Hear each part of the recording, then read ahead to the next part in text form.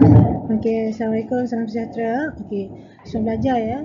Kita teruskan dengan latihan bab 12 sukatan kejuruan memusat. Okey, kita tengok antara untuk kejuruan memusat 3 item yang ditanya dalam soalan. Yang pertama adalah mode, kemudian yang kedua adalah median dan yang ketiga adalah merupakan mean. Okey, kita tengok dulu apa yang dikatakan dengan mode. Ingat balik apa yang dah saya terangkan. Mode merupakan nilai nilai kekerapan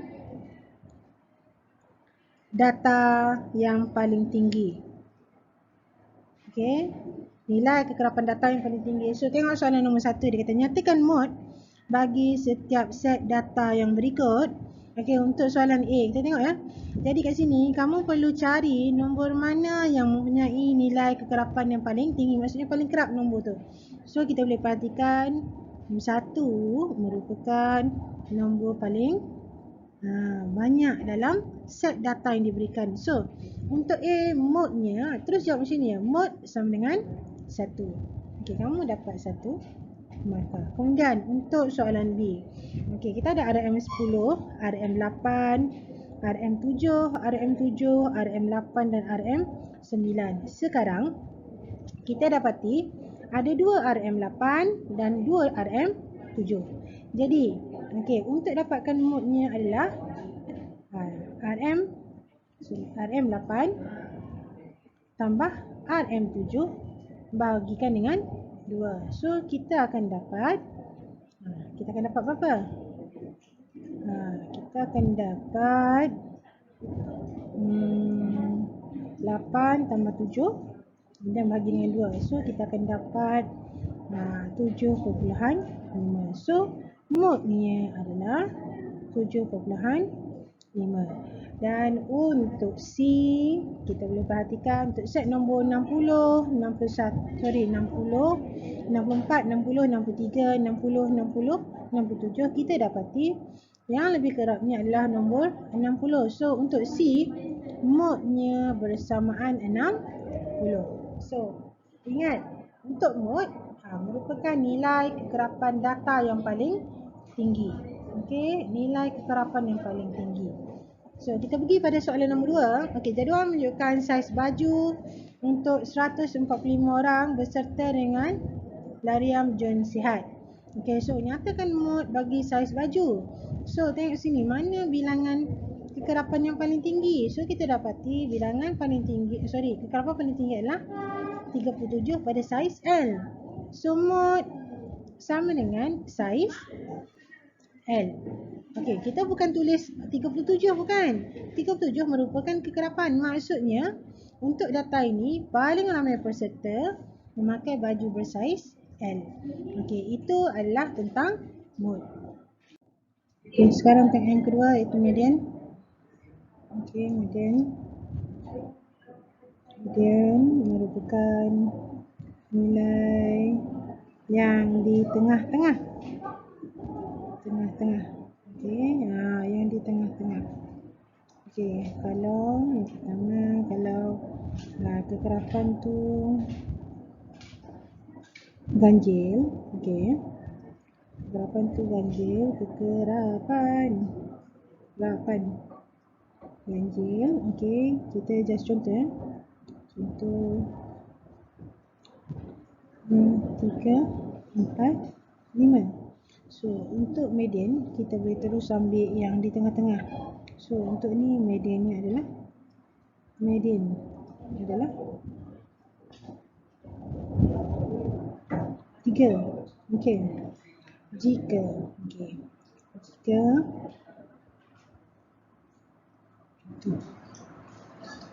Jika kekerapannya adalah dalam contoh genap 6. So kita nak ambil mediannya, kita akan ambil 3 dan 4. So 3 tambah 4 bagi dengan 2 bersamaan 7 bagi 2, kita akan dapat median untuk data ni merupakan 3,5. Itu contoh. Namun untuk median ni kalau kekerapannya adalah dalam nilai yang besar, kita kena menggunakan rumus. Okey, rumus untuk median bagi kekerapan genap. Okey, sama dengan ini data kita nak ambil data n per 2 tambah dan n per 2 tambah 1, yang mana n ni merupakan kekerapan. Okey, ataupun bilangan data. Okey. Boleh? So, jom kita tengok contoh 4. Okey, so A. Sekarang tugas yang pertama kita ada 7, 5, 7, 8, 3 dan 12. Tugas kamu perlu susun dulu. Okey, susun dulu nombor A ni. Okey, dalam urutan kolam. Kolam naik ataupun menurun. Okey. So kita kena susun mula dengan 3, 5, 7, 8 dan 12. So, yang kita dapati sini bilangan data kita 1, 2, 3, 4, 5, 6. Jadi, kita akan ambil bilangan data ke 3 dan ke 4. Okey, yang ketiga dan ke 4. So, 7 tambah 7 per 2 sama dengan 7. Okey, so median untuk A sama dengan 7. Okey, kita ambil data yang di tengah. Kalau macam ganjil tadi, kalau ada 5, okey, contoh 1, 2, 3, 4, 5, kita boleh terus ambil 3. Okey, kalau dia genap, kita kena ambil data yang di tengah. Okey, kita nanti tengok contoh dengan kita menggunakan rumus. Okey, contoh sekarang. Okey, dia kata jadual menunjukkan bilangan penumpang feri di jeti Pulau Pangkor pada bulan Januari. Hitungkan median. Okey, jadi untuk median, okey, kita nak hitungkan dia bilangan kumpulan kekerapan. Okey, pada bulan Januari. So, maksudnya sekarang ada berapa hari ni kekerapannya? So, 5 tambah 8 tambah 7 tambah 10. So, 5 tambah 8, 12. 12 tambah 7, 19. Tambah 10, maksudnya 29. Betul? Kalau, 30. Untuk bulan Januari kan? So, 30. So, sini kekerapannya adalah dalam bentuk kekerapan genap. Jadi untuk nak cari data, kita nak kira mean dia, median dia, kita perlu guna rumus. Kita nak guna data n per 2 dan n per 2 tambah 1. Okey, so yang mana n ni merupakan kekerapan. Okey, n merupakan kekerapan. So kat sini data n 30 bagi 2. Sebab n kita sama dengan 30 kan. So, dan data 30 bagi 2 tambah 1. So, data yang kita nak guna adalah data ke-15 dan ke-16. So, cikgu, mana pula data ke-15 16 ni? So, sekarang tengok macam ni. Okey, untuk maksudnya macam inilah. Untuk masa dalam sebulan, okey, hari pertama hingga hari ke-5 bulan Januari, maksudnya setiap hari bila penumpang yang naik adalah 10 orang. Hari pertama, hari kedua, hari ketiga sehingga hari ke-5 10 orang. Jadi hari ke-6 hingga hari ke-13 setiap hari penumpang naik 20 orang. Okey. Jadi seterusnya hari 14 ke hari ke-20 setiap hari penumpang naik 30. So hari ke-21 hingga ke-30 adalah setiap hari penumpang yang naik adalah 40. Cikgu, macam mana kita nak tentukan? Okey, maksudnya hari pertama hingga hari ke-5. So 5 tambah 8 13 kan. So kita akan mula dengan hari ke-6 hingga ke hari ke-13. Jadi dah 13 tambah lagi 7, jadi 20. So hari ke-14 hingga ke 20. So 20 tambah lagi 10 hingga ke 30. So hari 21 ke 30. Jadi sekarang data pertama yang kita kena ambil adalah data ke-15. Mana 15? 15 berada di sini, betul? Jadi data 15 bilangan penumpangnya adalah 30. Okey. Hari ke-16 pun sama. Datanya adalah 30. So 30 tambah 30 bahagikan dengan 2. So 30 tambah 30 kita akan dapat 30. So median untuk data di atas merupakan 30 penumpang. Okey, titik tengah. Pada bulan Januari maksudnya penumpang yang naik feri adalah seramai 30 penumpang. So boleh jelas setakat ni. Okey, N ni, okey, nak dapatkan kekerapan nilai N, kamu kena tambah jumlah semua dulu kekerapan. So barulah kita boleh dapatkan N nya 30. So boleh? Jika ada sebarang soalan, semua tolong tanya cikgu ya. Okey. Okey, jom tengok min. Min merupakan apa yang dikatakan dengan min sama dengan jumlah data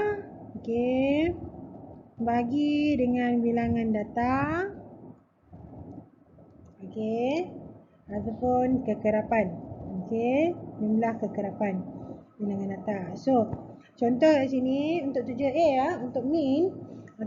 Apa yang kamu perlu buat? Kamu perlu 9 tambah 5 tambah 2 tambah 3 tambah 11 tambah 12 bahagikan dengan bilangan data ada berapa? 1 2 3 4 5 6. Dia punya bilangan data ada 6. So kita tambahlah, tekan kalkulator.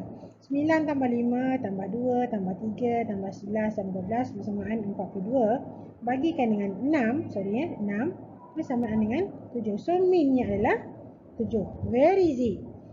So untuk B 3,5 tambah 2,4 tambah 1,7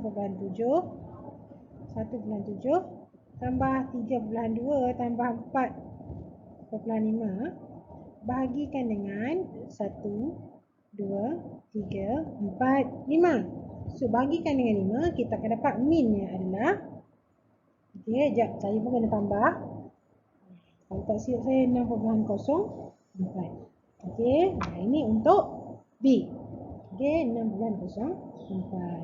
So sekarang kita tengok untuk soalan yang dalam bentuk jadual kekerapan.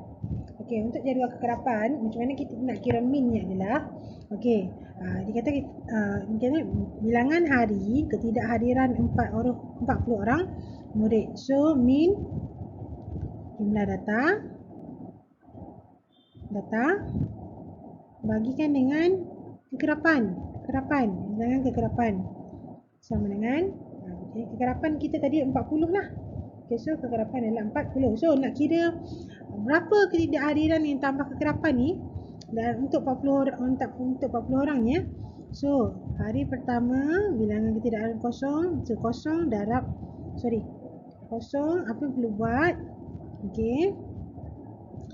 Bilangan ketidakhadiran kena darab dengan kekerapan. So kosong darab 24, kosong 1 darab 3 3, 2 darab 4 8, 3 darab 5 15, 4 darab 2 8, 5 darab 1 5, 8 darab 1 8. So jumlahnya kosong tambah 3 tambah 8 tambah 15 tambah 8 tambah 5 tambah 8. Kita perlu bahagikan dengan 40. Jumlah kekerapan jumlah data kita dengan data kita adalah 40. Sebab 40 orang kan. Jadi kamu kena tambah dulu. So 3 tambah 8 tambah 15 tambah 8 tambah 5 tambah 8 bahagikan dengan 40. So kita akan dapat lebih kurang 1,18. Minnya adalah bersamaan 1,18. So itu cara mudah untuk kira min. Jadi saya harap boleh beri perhatian. Okey, tolong tengok sebab memang ada satu soalan berkenaan sini ya. Berkenaan sukatan kecenderungan memusat ni yang akan keluar dalam peperiksaan. Jadi saya minta tolong beri perhatian. Okey, salah satu lagi soalan, okey, antara item yang perlu kamu buat adalah okey, dia kata lengkapkan jadual kekerapan yang berikut. Dia kata yang A, data menunjukkan umur bagi 20 orang yang melawat Muzium Negara. Jadi, macam ni. Umur gundalan kekerapan. Jadi, dia kata umur 6 hingga 10. 6 hingga 10 yang ada satu saja. So, kita buatlah gundalan dia satu. So, kekerapannya adalah satu. So, kita tengok 11 hingga 15. 11 hingga 15. 11 hingga 15. Okey, pertama kita ada 13. Okey, ini dah kan? Satu. Ada lagi tak? 11 hingga 15. Tengok. Tandakan pada data. So, 13 saja. Gundalan dia satu. Satulah. So, kekerapannya adalah satu. Okey, sekarang kita tengok 16 hingga 20. 16 hingga 20. Yang pertama kita ada 1, okey, 2, 3, 4, 5, 6. Okey, untuk 16 hingga 20 kita ada 6. So kita buat 1, 2, 3, 4, 5, 6. So gundalannya adalah 6. Okey, kekerapannya adalah 6. So gundalnya macam ni, kena buat 1, 2, 3, 4, 5 potong. Sama lagi 6, 7, 8, 9, 10. Okey, so satu kayu ni mesti 5. Okey, so itu adalah gundalan. So, yang dah kita potong. Okey, supaya nanti kita pening. Kita nak kira lagi. So kita tengok 21 hingga 25. So 21 hingga 25 kita tengok. Tak ada. Sini tak ada. So, 23. 1. Okey, kemudian ada lagi tak? 2. 3. 4. So, 1, 2, 3, 4. So, kekerapan adalah 4. So, bulat potong. Dari kamu nak tentukan macam mana nak lukis floret dan macam mana pun, nak potong ke, nak bulat ke, buat 4 segi, asalkan dalam data ini kamu dah tak tertukar, tak ada masalah. So, yang sekarang umur 26 hingga 30. 26 hingga 30, 1, 2, 3, 4. So, ada 4. So, 1, 2, 3, 4. So, 4. Okey, boleh? So, potong. Dah bulat, tak apa, tak ada masalah. Okey, so umur 31 hingga 35 yang ada adalah 33, 1, 2, 3, 4. So, 1, 2, 3, 4. So, 4. Tapi, okey, jumlah kekerapan mesti sama. Maksudnya, 1 tambah 1 tambah 6 tambah 4 tambah 4 tambah 4. Jumlah dia mesti sama dengan 20. Okey, sebab kekerapan pelawak 20. So, kekerapannya mesti 20. So, betul ke? 1 tambah 1, 2. Tambah 2, 8. 2 tambah 6, 8. 8 tambah 2, 12. 12 tambah 2. 12 tambah 4. 16. 16 tambah 4, 20. So, tepatlah 20. So, betul lah kamu punya kekerapan serta gundalan. So, ingat ya, kekerapan ni mesti sama dengan bilangan. Okey, baru tepat. Sebab apa? Untuk gundalan dan kekerapan, bila kita isi jadual, kamu akan dapat markah. Okey, so boleh? So, okey, so ini adalah contoh macam mana kita nak isi gundalan serta kekerapan. Okey. Okey, kita sambung dengan contoh soalan seterusnya. Okey, dia kata jadual di bawah menunjukkan tinggi pokok kaktus di rumah Puan Suhaila. Okey, dia kata 18 hingga 22 cm ada 3 pokok. 23 hingga 27 cm ada 8. Okey. 28 hingga 32 ada 7. 33 hingga 37 cm ada 2. So macam ni. Ada soalan. Okey, dia kata lengkapkan jadual di bawah. Okey. So dia kata dia nak suruh kita cari titik tengah. Okey, titik tengah, cara jawabnya adalah 18, 22 kan. So 18 tambah 22. Kamu kena buat macam ni bagi 2. Kamu kena buat, tunjukkan jalan kerjanya dalam jadual ni. So 18 tambah 22, 40 bagi 2 bersamaan 20. Okey. So 23 titik tengah tambah 27 bagi 2. So 23 tambah 27 50 bagi 2 sama dengan 25. 28 tambah 32 sama dengan 60 bagi 2 sama dengan 30.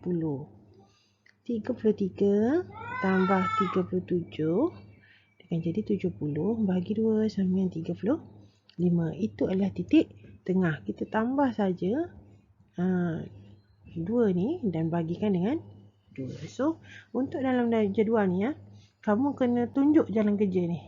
Okey, barulah dapat markah. So kekerapan untuk 18 hingga 22 kamu terus tulis je 3. Okey, 8 7 2. So lepas tu dia kata kekerapan darab dengan titik tengah. Okey, 20 darab dengan 3 sama dengan 60. 25 darab dengan 8 40. 25 darab 8 sama dengan 4. Sorry 4 2 2 0. Okey, 30 darab dengan 7 sama dengan 210. Okey, 35 darab 2 bersamaan 70. So untuk soalan dah dapat. Okey, isi ni penuh. Biasanya kita akan dapat 3 markah. Okey, berdasarkan soalan lah. So dia kata tentukan kelas mod. Ingat, kalau mod kekerapan paling tinggi. So kalau kelas mod, okey, mana yang mempunyai kekerapan paling tinggi? So ini kekerapan paling tinggi kan? This one kan? So kelas mod ni adalah kelas mod sama dengan 23 hingga 27 cm. Boleh. Kemudian min. Min tadi merupakan jumlah jumlah data kita bahagikan dengan bilangan data. Okey, sorry ini betulkan bukan 220, 25 darab 8 adalah 200. So untuk dapatkan min, kita tambahkan 60 tambah 200 tambah 210 tambah 70. Okey, kita bahagikan dengan jumlah kekerapan. Jumlah kekerapan adalah 3 tambah 8 tambah 7 tambah 2. Okey, sama dengan 540 bagi 20 sama dengan 27. Okey, so min ketinggian pokok adalah 27 cm. So min sama dengan 27. Okey. Mudah. Okey, mudah je. Soalan yang keluar pun mudah-mudah je. Okey. So semoga boleh jawab. Ada apa soalan boleh tanya cikgu ya. Okey. Cayuk-cayuk semua.